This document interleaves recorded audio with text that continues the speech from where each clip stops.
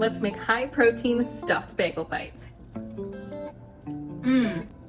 This recipe is so easy, you guys. First things first, you just grab some low-fat cream cheese. I like nutritious because it's already in a brick and very easy to cut. And we're gonna slice it into 16 same size little chunks and lay it flat in the freezer, just for 10 or 15 minutes or so while we're doing the other steps. Now this next step, super easy. You add 2 cups of whole wheat flour, 4 teaspoons of baking powder, and either a teaspoon and a half of kosher salt, or if you don't have kosher, just a teaspoon of regular table salt into a mixing bowl, mix them together. Next, you add 2 cups of plain Greek yogurt to that, and you mix together to form a dough. It might be a little bit flaky, but it's going to come together and look to be something like this texture. Remember our little cream cheese balls? It's time to pull them out of the freezer and form our bagel bites.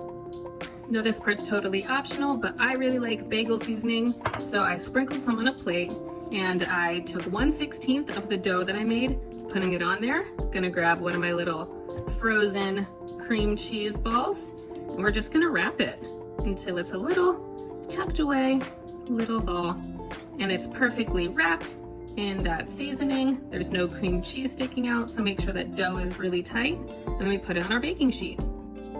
Repeat this fun process 16 times until you've formed 16 bagel bites. Bake at 375 for 20 minutes and enjoy!